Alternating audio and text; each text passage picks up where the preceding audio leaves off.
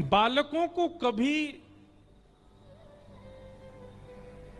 दिखना चाहिए कि जिस समय उनका जन्म हो रहा था उनके माता पिता की स्थिति क्या थी। उनकी मां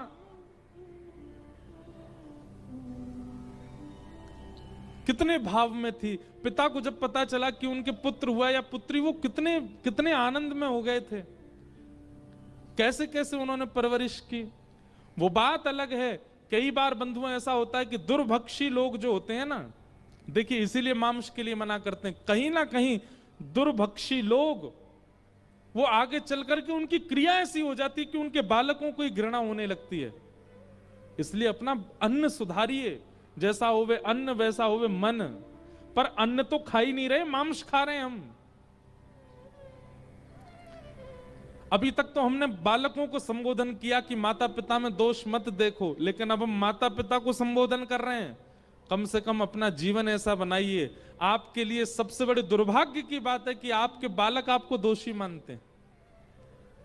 ऐसा कुछ हल्की हरकत उनके सामने मत कीजिए, ऐसा व्यवहार उनके सामने मत कीजिए कि कल को आपके बालक ही आपको दोष दें।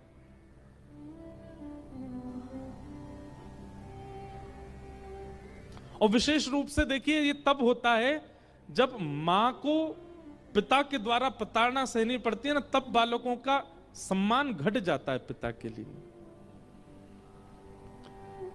मां के प्रति दुर्व्यवहार करने वाले पिता वो अधिकतर दुर्भक्षी ही देखे जाते हैं। 90% दुर्भक्षी होते हैं, दुर्ग्राही होते हैं, असद खान पान करने वाले होते हैं।